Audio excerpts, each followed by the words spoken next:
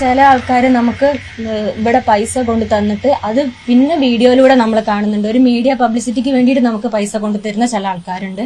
അത് പിന്നീട് നമ്മൾ മീഡിയ വഴി കാണുമ്പോൾ നമ്മുടെ വിഷമം ഒന്ന് ആലോചിക്കണം.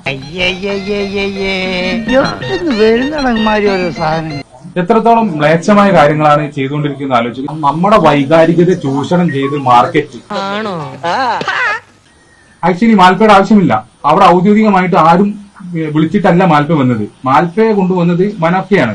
ഒരു നല്ല കാര്യം ചെയ്യാന്ന് വെച്ചാ സകല മൂരാച്ചികളും കൂടെ എതിർത്താ പിന്നെ ഞാൻ എന്നാ ചെയ്യാ? ഇതെല്ലാം ഈശ്വർ മാൽപ്പയും പിന്നെ മനാഫയും കൂടി നടന്ന ഒരു നാടക പരമ്പരയായിരുന്നു നടന്നത്. നന്ദി കേട്ടവനെ.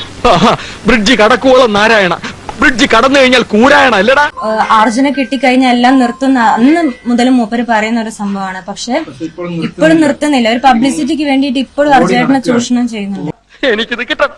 നിന്റെ ഇച്ചിച്ച് വരെ കോരിയവനാണ് ഈ കൊച്ച. അവര് ഉദ്ദേശിച്ചത് മാൽപ്പയായിട്ടുള്ള അതെടുക്കുക, വീഡിയോ ഇടുക, അതിന് വ്യൂവേഴ്സ് കൂട്ടുക, ആ ഒരു കാര്യമാണ് അവരുദ്ദേശിച്ചത്. എന്നാൽ വാർത്താ സമ്മേളനം നടത്തിയ ആരോപണങ്ങൾ ഉന്നയിച്ചതിന് പിന്നാലെ മനാഫിന്റെ ചാനൽ സബ്സ്ക്രൈബേഴ്സിന്റെ എണ്ണവും കൂടി. ആരോപണം ഉന്നയിക്കുമ്പോൾ ഏകദേശം 11,000-ന് മുകളിൽ മാത്രമായിരുന്നു സബ്സ്ക്രൈബർമാരുണ്ടായിരുന്നത്. ഇതിപ്പോൾ 50,000-ലെത്തി നിൽക്കുകയാണ്. പുള്ളി അവിടെ നിന്ന് പറയുന്നത് ഗംഗാവലി പുഴയിൽ അങ്ങനെ അർജുനെ ഇട്ടു പോകാൻ ഇല്ല എന്ന് പറഞ്ഞിട്ട് ഒരു ഡയലോഗ് അടിച്ചതും അത് സോഷ്യൽ മീഡിയ ഏറ്റുപിടിച്ചും അതിന്റെ കൂടെയാണ് ഈ കാര്യങ്ങളൊക്കെ പിന്നീടുള്ള കാര്യങ്ങളും എല്ലാം ഉണ്ടായത്. എടാ ഒരപ്പേ എരപ്പേ അസൂയപ്പെട്ടിട്ടൊന്നും കാര്യമില്ല. അതൊക്കെ എന്റെ നാക്കിന്റെ ബലമാണ്. ഒരാളിലേക്ക് മാത്രം അതിലൊന്നും നമുക്ക് നമ്മളെ സംബന്ധിച്ചോളം നമുക്കൊന്നും അതിൽ പരാതിയില്ല. ഒരാളിലേക്ക് പോകുന്നതിലും അതൊന്നും നമ്മുടെ കണ്ണീര് തുടച്ചിട്ട് കുറച്ചുകൂടി വിശ്വസിക്കാൻ തോന്നുന്നല്ലേ.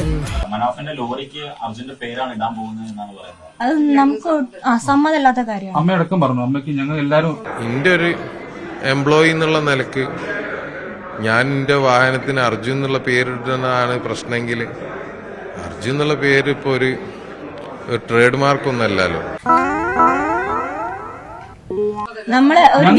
അതാണ് പറഞ്ഞത്. ഈ വ്യക്തി എങ്ങനെ ഞങ്ങളുടെ കുടുംബത്തിലുള്ള സംഭവം അയാൾ എങ്ങനെ തീരുമാനമെടുക്കും? പാലം കിടക്കോളം നാരായണ, പാലം കിടന്നു കഴിഞ്ഞാൽ കൂരായണ എന്ന് പറഞ്ഞ പോലെ ആയല്ലത്. അല്ല, ഈശ്വർ മാൽപ്പ ഞങ്ങൾ സഹായിച്ചിട്ടുണ്ട്. 1ാം ഘട്ടത്തിൽ 2ാം ഘട്ടത്തിലും 3ാം ഘട്ടത്തിൽ അനാവശ്യമായ ഇടപെടൽ മാത്രമാണ്. അത് ഞങ്ങൾക്കും ബോധ്യപ്പെട്ട കാര്യമാണ്. അവിടുത്തെ സംവിധാനത്തിന് എന്നെ നിങ്ങൾ അതിഥിയായി ക്ഷണിച്ചിരുത്തി ഇപ്പോൾ അന്യനാക്കി അപമാനിക്കാൻ നോക്കുന്നു. ഞാൻ എന്നും അന്യനായിരുന്നു. അപ്പൊ ഞാൻ ഇറങ്ങട്ടെ.